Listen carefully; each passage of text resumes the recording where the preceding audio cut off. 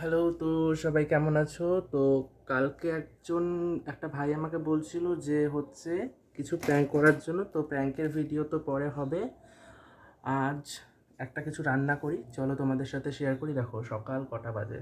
তো প্রথমেই দেখো গ্যাসটা জ্বালায় নিয়ে তার উপরে ওই যে কি বলে ফ্রাইং প্যানটা বসায় আমি 3টা শুকনো লঙ্কা ভালো করে ভাইজে নিচ্ছি। ভাইজে নেওয়ার পরে এটাকে মিক্সিতে দিয়ে গুঁড়া করে নেব। তার মধ্যে আমাকে আমার বাবা বললো যে একটু বাদাম দিয়ে দে, তাই আমি একটু বাদামও দিয়ে দিছিলাম, তাই এরকম হয়ে গেল দেখো।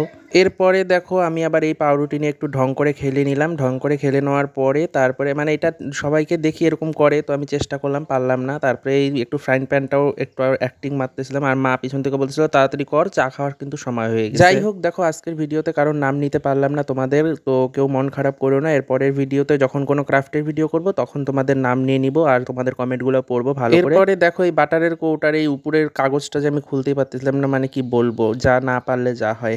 এই ঢঙ্গের মাথাটা আমার একদম ভালোই লাগে না, উঠেও না, জানো না তো। এত কষ্ট করে আমাকে উঠাইতে হয়েছে এই ভিডিওর চক্করে, আর যে কত কিছু আমাকে করতে হবে কে জানে। তো যাই হোক, দেখো এই বাটার ঠাটার লাগাই নিয়ে তার উপরে ওই লঙ্কার গুঁড়া আর ওই যে কি বলে বাদামের গুঁড়া দিয়ে যেটা বানানো হয়েছে ওইটা মিশাই নিলাম। এইবার আমি খাবো আর তোমরা সবাই দেখো। আর এই পাশে এত আওয়াজ, কুকুর জল হ্যান ত্যান, আর ভাল লাগে না। আমি খাই, তোমরা সবাই দেখো কেমন করলাম প্র্যাঙ্কটা, জানাও। আর দেখো প্র্যাঙ্কটা কিন্তু তোমাদের সাথেই করা হয়েছে। যাই হোক, আজ এই ভিডিওটা এই পর্যন্তই, এরপরে আবার দেখা হবে, আরও কথা হবে, টাটা।